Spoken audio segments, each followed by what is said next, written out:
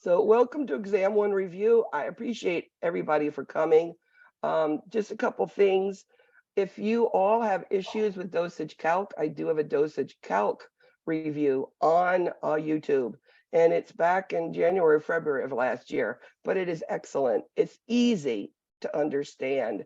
And if you want, send me a message and I will send you the 3 worksheets that go along with it so that you can just have a quick review. It gives you the ideas of what type of questions you're going to see on a PEDS exam. And it also tells you even for med-surg, mics per kilo per minute. I make it very easy. I do not do that dimensional analysis. I don't get it. It's too many things going everywhere and I get confused. So I make it so simple. I don't know, I have a mathematical mind, I think. So if you want it, let me know. Or maybe I'll just send it to all your professors anyway. Tell them to post it. So let's go ahead and get going. So let's start with slide 1, right? So getting ready for exam 1. Now, infused within this exam, you know you're going to see Erickson, all right? So you need to go and you need to look at them and know the names of what each level are, okay? That's number 1. You need to know the names. Then you need to understand what the names mean. So trust versus mistrust on an infant. I baby, I cry. Somebody comes, picks me up, changes my diaper, hugs me, holds me, feeds me. My needs were met. I'm happy, I'm secure, and now I have a sense of trust. I cry, nobody comes. And I keep crying and nobody comes. Eventually, that child's going to stop crying, believe it or not. And that is that mistrust. And that could be in many different types of households. Autonomy versus shame and doubt. Well, this is your toddlers. Your toddlers love to explore, right? It's like having a blender without a lid. They're everywhere. They're exploring like crazy. They're like to go and to explore. But remember that there's mom and dad saying, don't do this, don't do this, don't do that. So the autonomy is all about me, I could do. Shame and doubt is when you said, no, don't do that. Because children do need to explore. They need to make mistakes in order to learn, okay? Initiative versus guilt. Now they're starting to make types of choices. They know their rights and wrongs. They're starting to be confident. They know how to put some clothes on, potty train, et cetera, et cetera. But guilt is now they have that guilt in their head. They know that sometimes they do the wrong things, and that's your guilt. The one also that's used big a lot is always school age, industry versus inferiority. And that's this week's lecture. Just remember, industry is what do I do well? And I feel great about it. Is it I'm great at running, kicking the ball, I'm great at soccer, or am I good at spelling, math, or sciences? So that's what I do well. That's the task I do well. Inferiority is everything you can't do well. You might be good at schoolwork, bad at sports. And I feel bad at sports. I might be great at sports, bad at schoolwork. Now I feel pretty bad, inferior with schoolwork. You see what I'm saying? And then adolescence.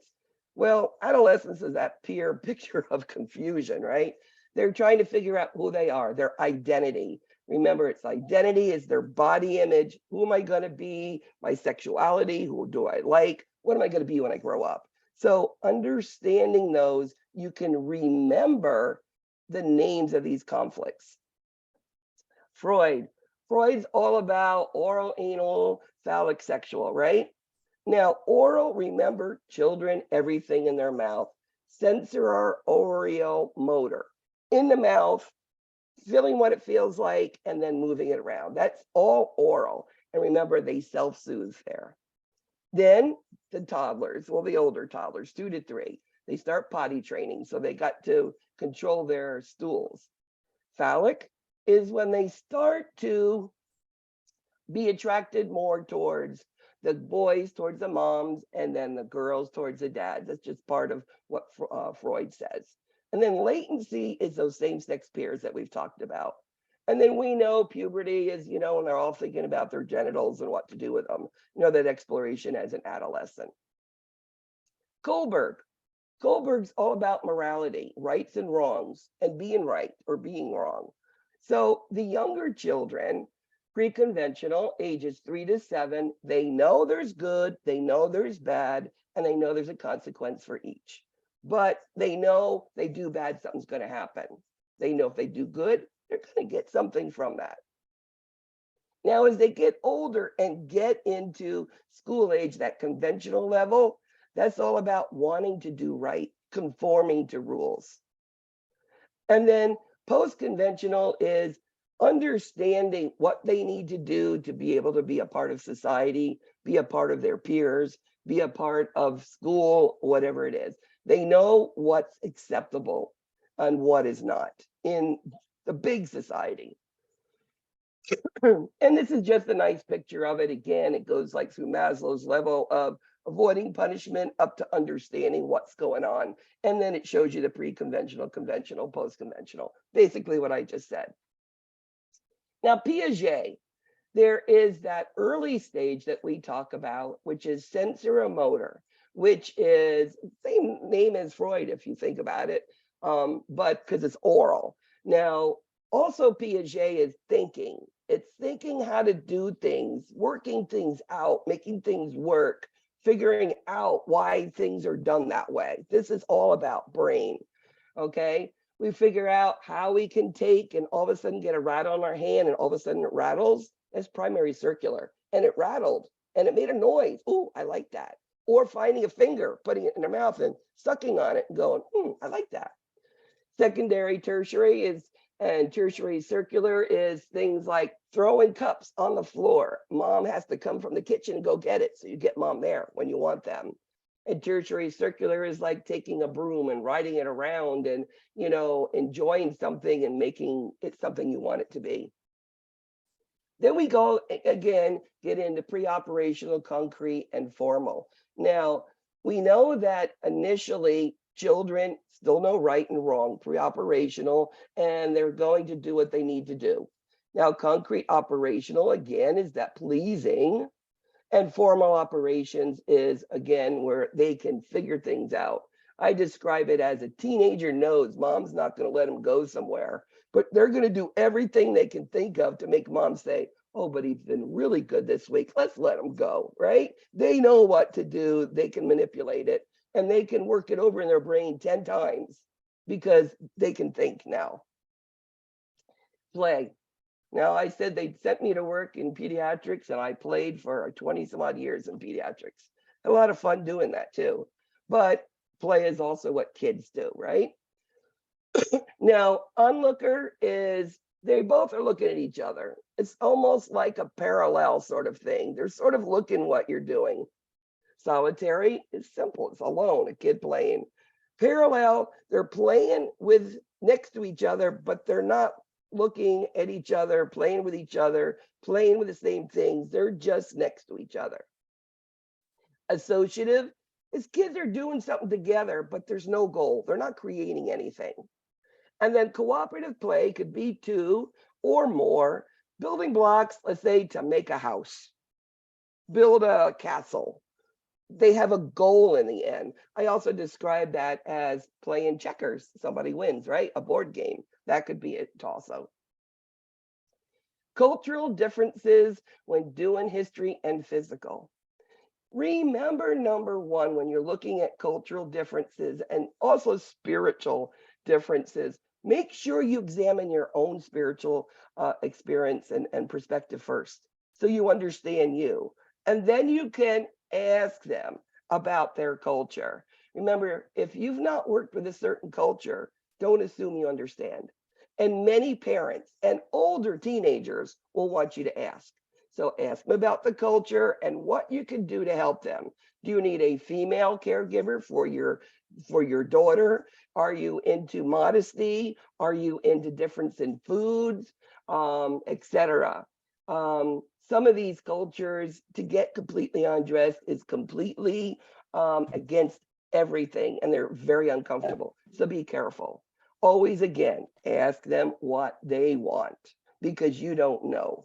One culture, a person in a culture could be different from the next. So assessing a child, well, we know number one, get on the same level as that child. As in, don't be there staring down at them.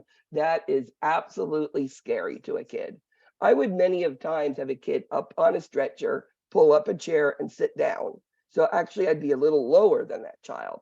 So the kid now is not threatened by me.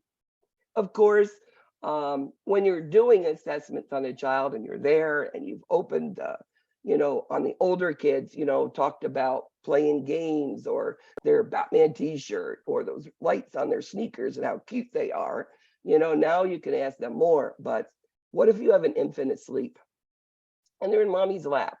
Remember, assessments are not head to toe. That is not pediatrics. You're going to listen to the heart and lung sounds if that kid's asleep because they're not crying, they're not making cooing or noises, and now you can hear it well. Another thing is if you're doing an assessment on a kid who's had an injury, be very suspicious of any stories that don't match the injury.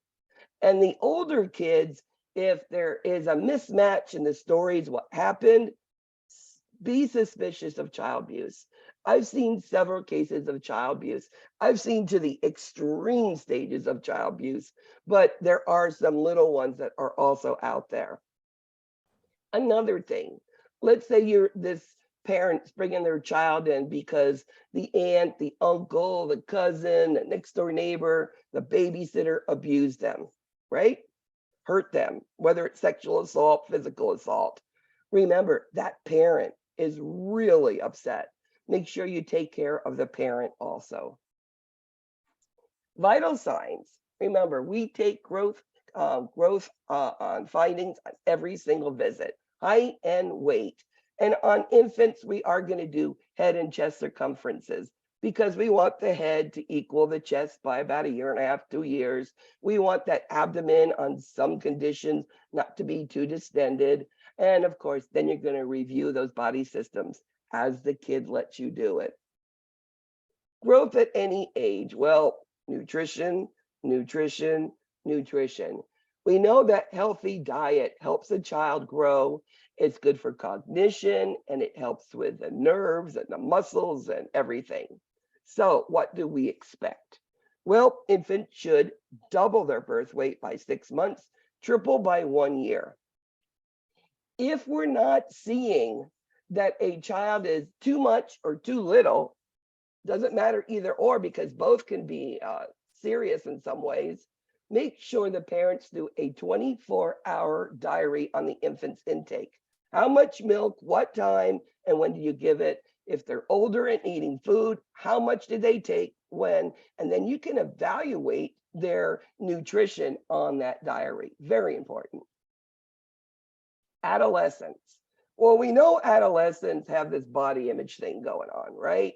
And we know that we still need good nutrition because they're growing pretty quick in the beginning of adolescence. That pre-adolescent, growth spurt is 20 to 25% of their body weight.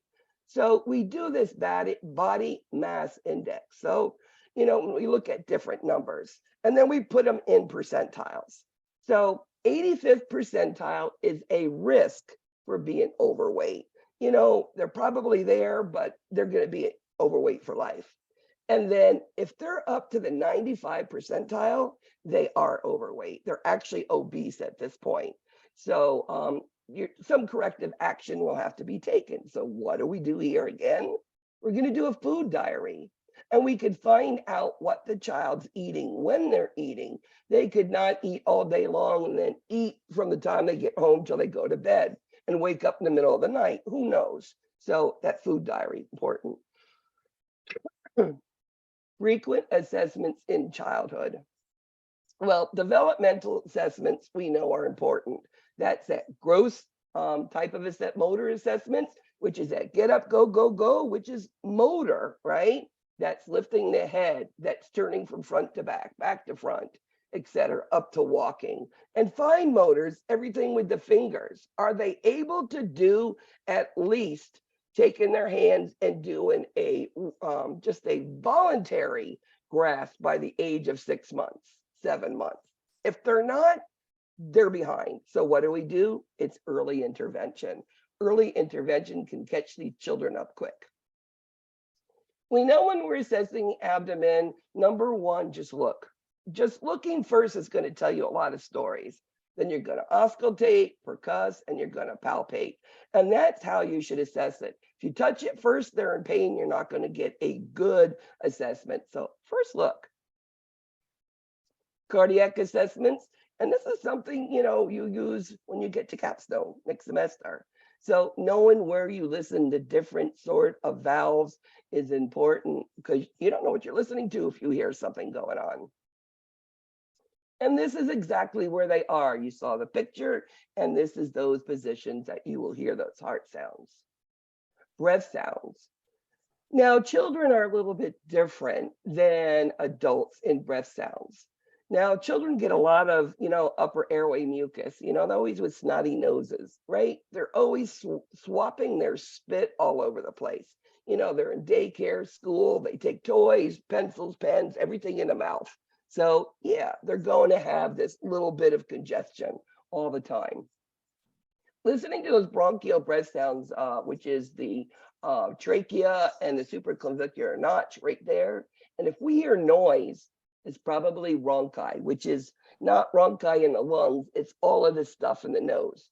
So either suction or blow their nose and have them take a cough, it should be clear. Because most likely those breath sounds, those lungs are clear. So knowing the difference, important. And this is how we listen to them. So I do number one, the bronchial. I want to know if I'm hearing those upper airway stuff. And then I'm going to work myself down. Car seats. It's funny, I've told my students, but I remember that car seat, that metal box thing. My brother was in it, and he was in the front seat next to me. In fact, I used to sit next to my dad driving, and then it was my brother next to me and my mother. That's how big these cars were. So we know car seats have changed incredibly, and we know that it's to keep children safe. So how do we use them? Rear-facing car seat in the middle, okay, of the back seat should be rear-facing until 2 years old. It used to not say middle. They're middle now. These harness safety straps, the one that goes over them and up, between their legs, this should fit nice and snugly. And then at 2 years old, you can place them front in the back seat still, but they all still recommending in the middle. And this is more information. Remember, car seats do expire. That needs to be checked. You should not use an expired car seat or one that was from your 10-year-old brother or sister. No, those things you can't use. Now, let's start through the stages. Infants. Head lag is when you pull their arms and their head falls back. Well, they should support their head by what? 2 months? Easy. 3 months? Absolutely. So if you're picking them up, their head's lagging, something's behind. You should be able to put them on their back for sleep only. We used to say sides, but nope, on their back only. And it's called Back to Sleep, these programs that they've made. And it saved a lot of SIDS death. They should be able to roll from their belly to their back and back to their belly between 5 months. So these children, protect them. Don't have them laying on a couch or on a changing table with no harnesses because they will fall off. When they're supine, they like everything in their mouth, right? Feet goes in their mouth. They should be able to voluntarily grasp something at 3 months. And tooth should come in about 6 months. You should see them. Doesn't mean every kid should, but it is projected. The first tooth is 6 months old. Should be able to pull themselves to standing by 9 months and be able to sit unsupported. That means no cushions or anything around them. You sit up there really good. There are some infants who have colic, and I feel bad for the parents. These kids don't sleep much. These kids will, cry. They don't sleep well. And it is very difficult to work with these children. They'll change formulas, they'll add medicines, like the gas drops, etc. It will go away by about 3 to 4 months, but it is very difficult. And as nurses, let's say you have a child with colic and you saw that starting on your last visit, they were in there. If you have any calls about a child who's crying more than 8 hours a day, never assume it's still the colic. There's other conditions that it can happen. So have them come in. They need examined by a doctor. Developmental period. So there's 3 different terms here. Sequential trend is the way they should do things. So they lift their head, they turn from front to back to front, then they crawl, then they will be able to creep around the couch and then walk. That's sequential. It doesn't mean they may not skip something, but that's the method they should go in. They should be going forward in that. Developmental trends are things that they're able to do, as in they're able now to, do pincer grasp, and they're able to put things in their mouth and put things in a block and able to blocks of 2. They should be able to also, let's say some children skip crawling and they begin to walk, another thing that they do. And then sensitive periods are those times where, they don't do anything. They just sit there and enjoy what they're doing. And then, of course, they'll go forward. And it's normal. They don't grow every day, something new's going on with them. So fontanelles. Now, fontanelle is spelled many different ways. This is the English way. It could be A-N-E-L or the L-L-E. Now, soft spots. These are the fontanelles. You have one in the front of the back, which is anterior, and you have the one in the back, which is posterior. We need to know when they close, because if they close too early, the brain can't grow. And if they don't close, we need to know why. So knowing when these happen is important. When babies are born, they have no depth perception, as in they go to grab something and they miss it because one eye works separately from the other. That's called binocularity, okay? And then you can see about 4 months old, they're starting to, oops, where did that go? At 4 months old, they are going to be starting to be able to get a little depth perception. And by about 12 months, they're going to have a lot better depth perception, and it's more of the adult level of eyes working together. As if you put your finger up, put it on a point, and both eyes are looking, close one, and you're going to see the difference in, where your eyes are. Pain. Pain is important. What do you see? Now, an infant, what are you going to use, to evaluate that? Well, it's that flack scale. It's their faces. They're crying. They're grimacing. You can see their chin quivering, their legs. They're withdrawing. They're thrashing. Okay. And then you're going to look at crying and consolability. This kid hurts. So again, it's that flack scale that we are going to use. Now, when we think of pain, we immediately think the kid needs medicine or the adult needs medicine. Remember, there's non-pharmacological strategies for pain control. In the infants, it could be just distraction. It could be repositioning. I used to work in newborn ICU at night, and I would put music on. I would have the golden oldies on, and I loved it. And then also you had the children would sleep really well. And some of them just had surgery. It's because of that non-pharmacological strategy. Now, another thing is with giving pain medicine, they're already in pain, and we're going to be given an injection. Sometimes, remember, there is different ways to give injections it don't hurt, or sometimes give it orally. IV, of course, is the best, so you don't have pain. But also, if we have to give it IM, there's no sort of access to give it, Remember, we can put some numbing cream, a topical anesthetic on there. That also can be used to decrease pain. So that non-pharmacological, we give the medicine and we use an anesthetic agent and decreasing pain. That's the best way. As I said, risk factors, SIDS, it's back to sleep. They should be, when they are sleepy, on their backs. Only on tummy time on their abdomens when they're wide awake and can hold their heads up. There are a lot of risk factors with SIDS. I think some of the big ones are the overheating, those loose beddings. I've seen fathers that were larger roll over on an infant, and this is a real story, and smothered the baby. I've seen it. So it is not only a SIDS death, that was the poor baby was smothered and he didn't feel it. Cigarette smoking, that secondhand, is not good. What if they just had a little cold and their noses are full of mucus? Remember, babies are obligatory nose breathers. That means they don't breathe through their mouths yet. They don't know how to do it. It'd be easy, right? I mean, when we have our nose full of mucus, we open our mouth and our mouth gets dry when we sleep at night, right? Well, infants don't know how to do that.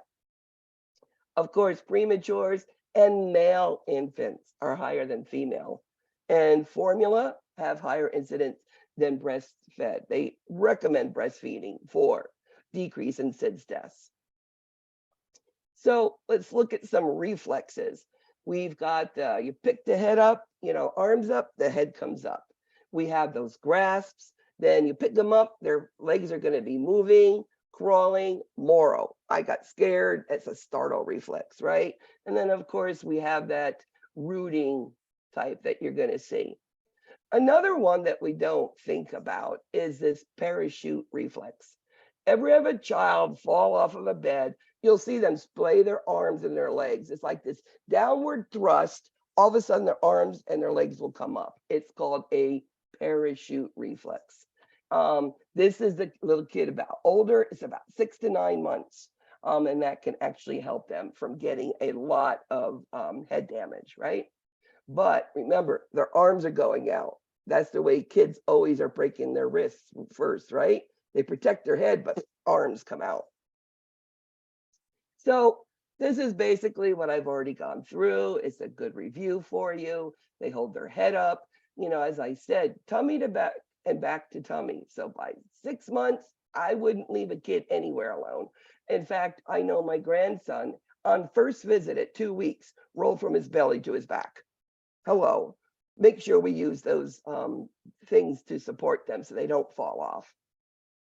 Now, nutrition. So for the first 6 months of life, we know that it's iron fortified formula or human milk, breastfeed.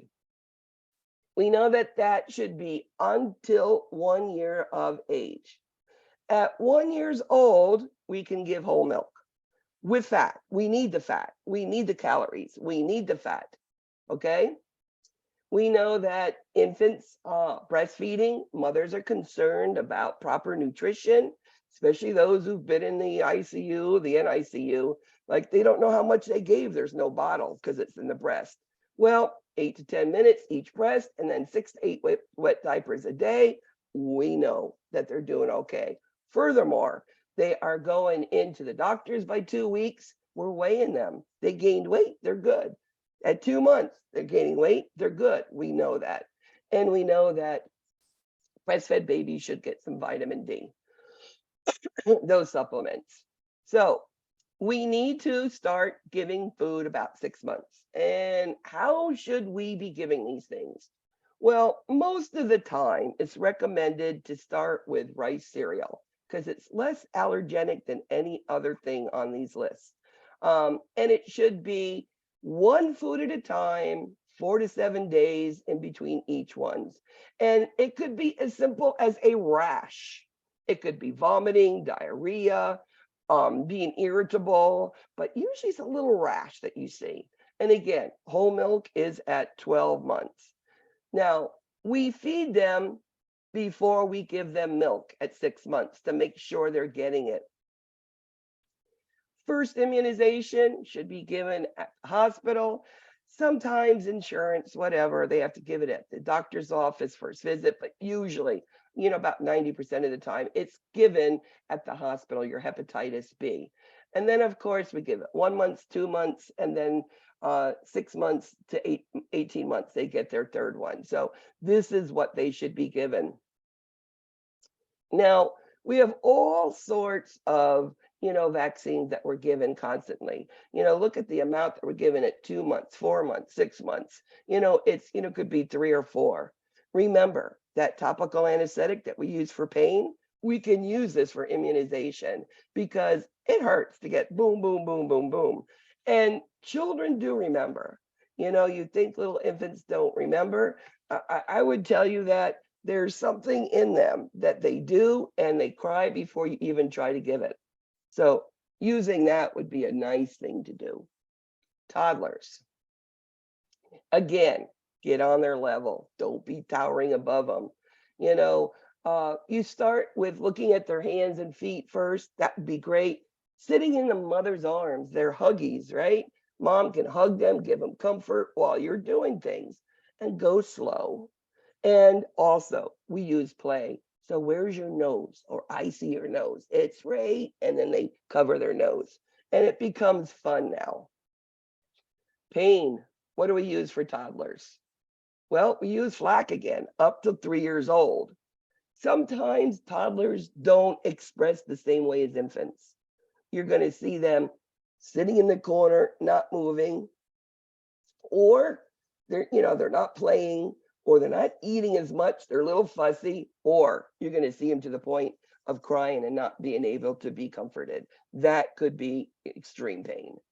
So again, we're going to use flack on them, and flack will be used until they're 3 years old, and then we can use faces, okay?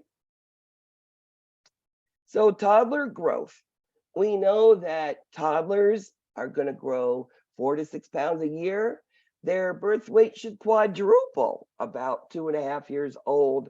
And we know that the legs are going to start growing, and we know it's growth spurt. So they'll grow, get taller, then they'll stop, and they'll gain weight. And they get taller and they slow up and gain weight, and then they get taller. That's normal for them. They are in what we call a physiologic anorexia. They're picky eaters. They only want to eat what they want to eat. We know that their gross and fine motors are going to be changing between 2 to 3 years. Both hands are using. We're going to see them be able to throw a ball, and then their social or the way they verbalize. At 1 year old, they're in one-word sentences. By 2 years, they should be able to say more than 2 words in a sentence. They're going to start to be able to feed themselves, even if the spoon is upside down. It don't matter. They're trying, or smushing food everywhere. That's just part of what they do. They should be able to play and dress and undress themselves. Now, toilet training. We will have bowel control before bladder control. That's the first thing that happens. And that's one of the signs that we see. And if they're holding their urine for 2 hours in between diaper changes, we know they're ready to start it. So right now, teaching them, giving them a reward. They have a reward for doing, their moving their bowels on the toilet or the potty chair, or holding their urine and urinating, and we always, yay, you did it, one of those things. Terrible twos, as I said, is like having a blender without a lid. I just love that saying. We know that is 1 year to 3 years, and they explore everything, like I said. And these children are no, no, no, me. They're egocentrical. Me, I want. They have temper tantrums. Now, timeouts are the best form of discipline for a toddler. You have a toddler who's 2, it's 1 minute per year. It's a 2-minute timeout. They need to be told what's going to go on, that they have to stop crying when the clock will start. So they knew what they did wrong. They have to be quiet, and then timeout starts. Now preschooler, ages 3 to 5. Well, physical growth is slowing again, about 5 pounds a year, and they're getting more and more mature. Their body systems are getting better and better. And whereas toddlers need all of that routine, preschoolers will adjust better to that stress and to that change. They are still picky eaters, okay? So toddlers and preschoolers both are talk about moral development. They understand right and wrong. They understand there's a consequence for it, okay? Now, more into the preschoolers, you will see a child seeing you in pain or not feeling well. They might come over and hug you and maybe bring a blankie to you or something. That's part of what Kohlberg's saying, understanding other people's feelings. So preschool kids, age of the Band-Aids. I can't tell you how many boxes of Band-Aids I have in this house. I have Spider-Man, Superman, Minions, and plain ones. Gotta have them. Oh, and Paw Patrol. They love their Band-Aids. It's this little tiny little nothing, and oh, it hurts. Put a Band-Aid on it, they're cured. We know if they're in pain, it's all about the FACES scale. And a 3-year-old can really look at that, 3, 4, 5. They'll point to it and they'll tell you exactly how they hurt. And they don't over exaggerate it. So I love using those FACES scale on these children. Gross motor skills. Let's see what they can get up and go, go, go, right? This is movement. 3-year-olds walk a line, low balance beam, skip. They can pedal a tricycle, catch a ball, jump 2 feet. And age 4 to 5. And you don't think that they could do this earlier, but they can't stand on 1 foot till about 4 to 5. They keep trying, but they keep falling over. They can stand on their tippy toes, hop on 1 foot now. They can jump, and now they start jumping from here to there, all over my furniture like crazy. They can jump onto a step, they can jump over a hurdle, and they can run, and they can turn around quickly and move back and forth, and they're not going to just fall down because they moved in the other direction.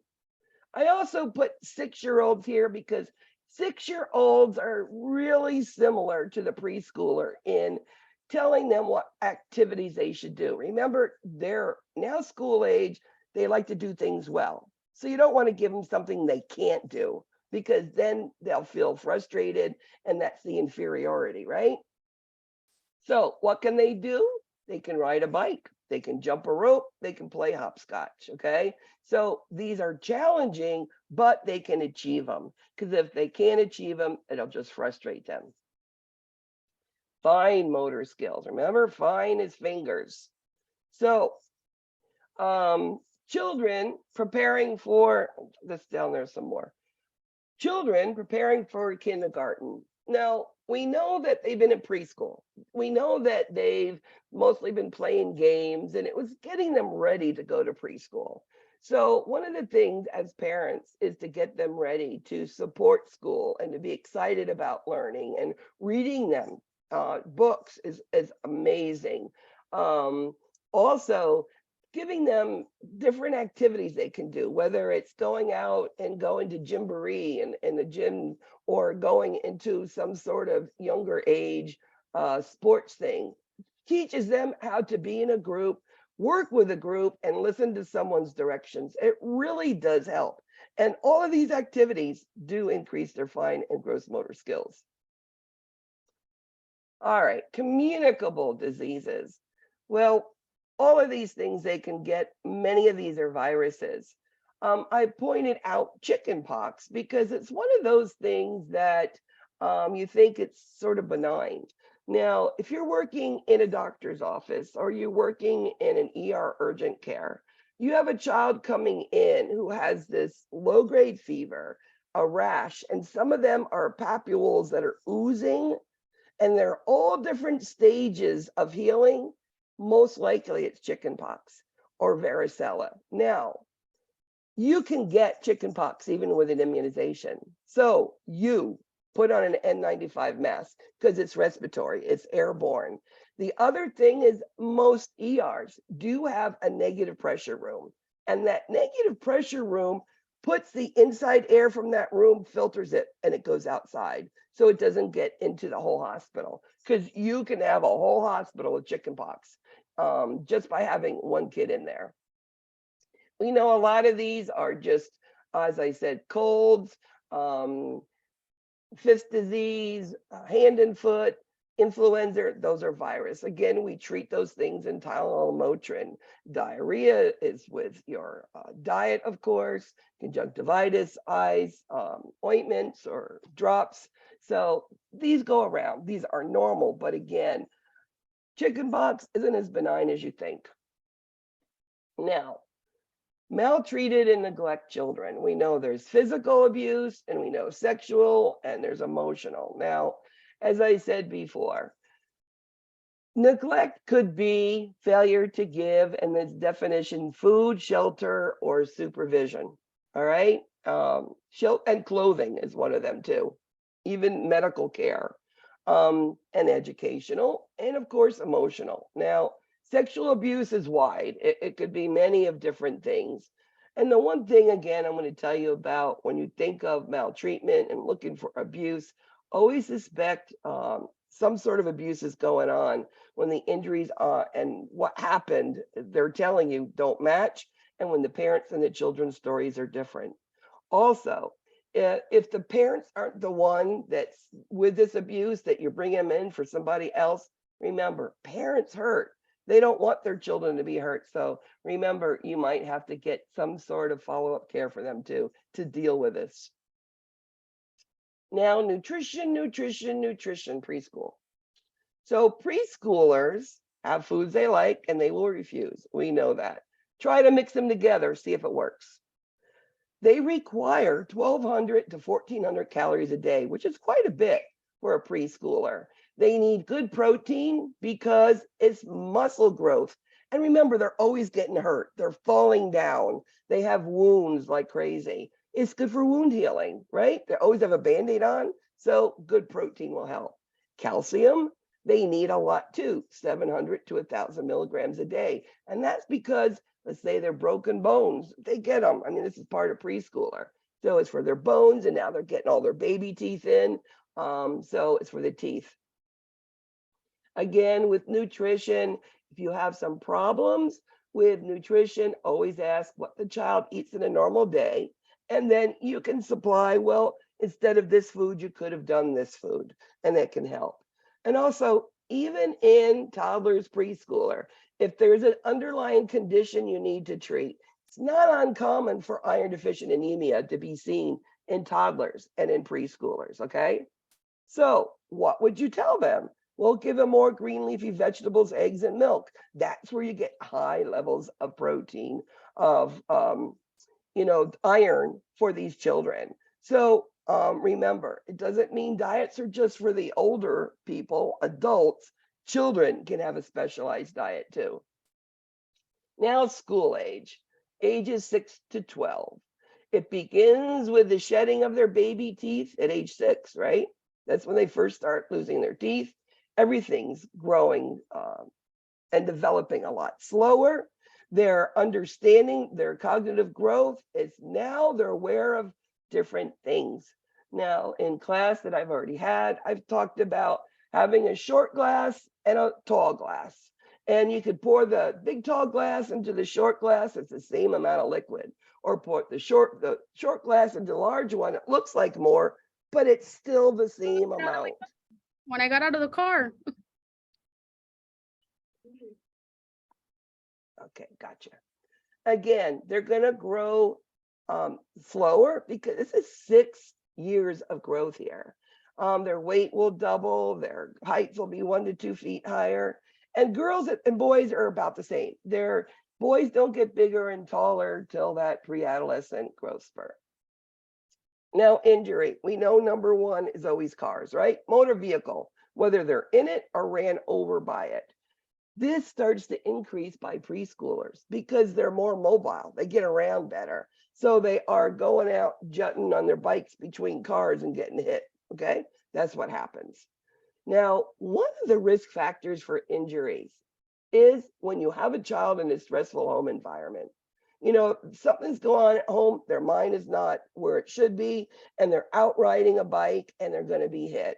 Or they're doing risky behaviors because they're trying to occupy their minds.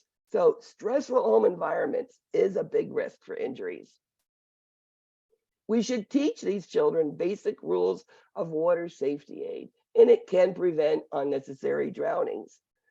My grandson knew from 2 years old that he better not go in my pool without an adult there. And once we got him, and he doesn't, even today, Nana, can I go into the pool now? And I'll say, okay. Or he knows he won't go. I also made sure he knew how to be safe. So very important. My grandson at age 2.5 was doing front flips in the pool. But today he still will not go in that pool alone. And he still knows how to be safe. They should be in the rear seat till 13, booster seats to 8. They should wear protective equipment for everything, okay? ATVs is one of these things now in South Florida where I live, and the Everglades is right there. They are always on ATVs running all over. Should not be for children younger than 16 because they don't understand safety as well as they should, and they tend to do daring things that they shouldn't. And trampolines should never be recommended. And I see trampolines in many backyards here, especially the right behind me. Obesity in children is now an epidemic. Many reasons why. We know that from pregnancy, you should be having good nutrition as a pregnant woman, and then at birth all the way up through elderly. Good nutrition is so important.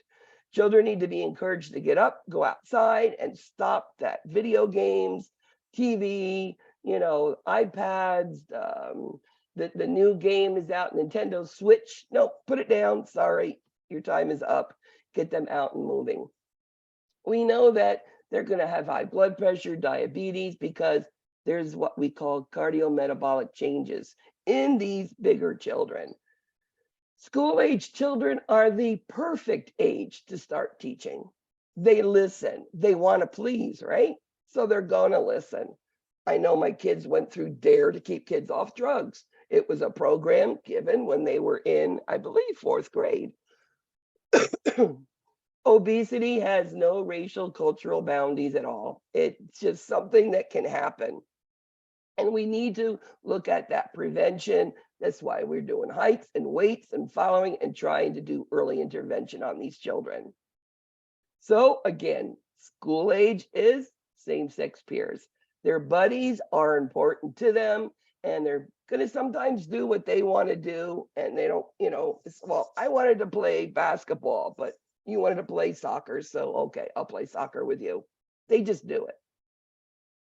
Preparing them for procedures, again, use information and language they understand. You tell a 6 or 7-year-old boy they're going to get an X-ray, they can think of gamma radiation rays coming out and burning through them. But if you say, I'm going to take a picture and I can see inside you and it doesn't hurt, guess what? They're going to sit there. And then I'm going to show them the picture and say, look at that broken bone. So now we're going to put a cast on. Now you know why. And they really will understand the care of cast care because they saw the bone and they know it has to heal. So it's a good thing to do. ADHD is a big common concern with teachers and parents of the school-age children, especially if we catch it really young. This child is going to be distracted like crazy. So there are start tasks, they don't finish it, they can't sit down, they are hyperactive, they disrupt the whole class, and many times they're sent to the school nurse. And the school nurse needs to call a conference with parents to see what they're doing. Many times we think these kids with ADHD are kids that are, quote, spoiled, but they're not. They just can't sit. They have a chemical imbalance. Something's going on. So let the parents tell you what's going on first and then make a plan. Now, you think only depression you think of adolescence. As I said in my class, don't forget the school age kid, because the older school age kid can also have feelings of depression, more today than they used to. So what would you see? Well, if they're feeling sad, hopeless, irritable, they don't want to do nothing, right? They're eating too much or not at all. And maybe they're sleeping too much or not at all. Or they want to stay away from everybody, locked in the house, don't want anybody. Sometimes they might say, well, I feel like I want to die. Well, that's something, or I'm not worth living. Nobody likes me. Nobody, so I better not be here. Always take those things seriously. School age, and this is adolescence too, you're going to see they will commit suicide. Lymph nodes, any of the lymph nodes, remember, this is a whole big thing that discusses what they are. Lymph nodes should not be visible or feel it. You shouldn't be able to palpate them at all. The lymph nodes are what grow in order to give protection for illness. So you shouldn't feel anything. Dental health. Well, we know brushing is number one, if possible. But remember, kids less than like 7 years old do not have that manual dexterity to floss, but kids older than that, flossing should work. Soft nylon bristles, fluorinated toothpaste. And if we're seeing kids losing teeth before time or permanent teeth, losing them, it is a sign of poor dental health. And if there's pain in the teeth, we know there's a cavity there. And now your adolescents. These are rebellious children. I call them the roller coaster kids.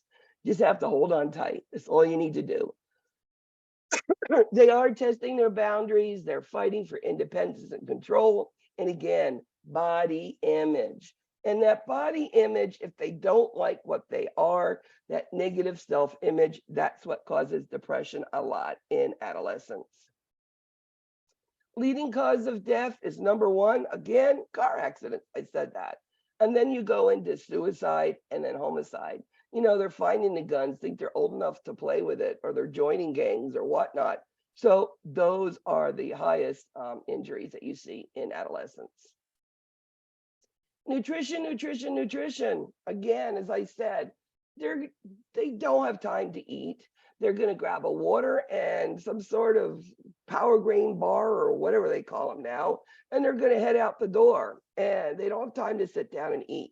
They're going to school, after school things, sports activities, and of course, their peers and their friends. Now, if there are issues with too small, too not enough weight, too heavy, then do that 24-hour diary. It works on all ages. Have you seen that? Every single age, that'd be something you would do. We know that there's anorexia and bulimia, but there's also other stuff too. So that's why we are monitoring height and weight every visit. HPV is a 3-dose series, and it should be given about, usually they do it at the age 12 checkup, but it can be given as early as 9 years. And also boys can get it and girls, okay? It's not just girls here. Talking to an adolescent about sex, well, of course, you got to get a rapport first, ask them what's going on with their life. What music were they listening to on their earbuds? Or, talking about, are they going to go to college? Or do they play an instrument? They play sports, what? You sort of by the looks can figure them out. So now they'll talk to you. Again, you can have parents leave a room and talk to more about it. And remember, we're only going to give oral information with written pamphlets, whatever, and then recommend them to whoever, Planned Parenthood or the school nurse. Parents, of course, but not many will go to the parents. And remember that if we get them alone, that is confidential, unless what they tell you can hurt themselves or others. Always allow time for them to express their feelings. because maybe you're the only person they can talk to. Sleep deprivation. Well, adolescents should be getting enough sleep. But if you look at what they're going through, they are depressed and they're obsessing over it. They are in school, they've got family responsibilities, they've got, sports and after school activities, and they've got all these exams. They need to get to college, they need a good GPA, and la. Well, they're not sleeping the way they should. Okay. So it will affect them, eventually. So having them get enough sleep as they should. It doesn't always happen, but we always should promote, make sure you get enough sleep because it will help you. Again, depression, suicide, just like before. We know that adolescents are intensely sociable. They want to be out there with all their friends, their peers. But let's say a peer does something to hurt them, whatever it is, they're going to separate and be lonely. What if they, are too heavy or too skinny or too many freckles or their hair's too curly or whatever? That self-image is huge. Doing good in school is important, and they did really bad on an exam, and oh my God, my GPA, and how am I going to get to college? All of these things, their sexual orientation. If it's not what, society seems as normal, they're going to go through depression. And remember, suicide is real. And we know that if there's any sort of histories, we sort of need to listen to those clues that adolescent might give us. Tanner stages of development, you're going to see on exams, SEs, and NCLEX. Remember, it starts from 1, which is no pubertal changes, okay? And stage 5 is when you have everything. So there's the in-betweens. We know the first thing is that breast buds in girls, and in males, the enlargement of the scrotum. And then it starts growing. They get bigger, fuller, grow hair, get taller, etc. That's part of it. Now, in girls, menstruation usually will start about 2 years after that first change, which is getting breast buds. So you're going to see, they started about age 11 getting these breast buds. So by 13, they should have their menses, right? And remember, girls who just start getting their menses, they can be irregular. There also is that pre-adolescent growth spirit. So let's say sprout, which is like 13, they're starting to grow bigger, right? So now they're getting taller, they're gaining weight, they're moody, and they're going to have irregular menstrual cycles. Absolutely normal for the beginning of puberty in girls. Some girls get it and are that 5 days, 7 days, a month, and they're fine. Others go through all of these other things, that moodiness and irregularity. So there are 5 basic dosage calculation problems. I will be sending, as part of my review to the other professors, my 3 handouts for this, and I'll be sending my recording. So I wish you all the best, good luck, and I hope you guys kick it, you know what. So good luck to you. Any questions? Thank you.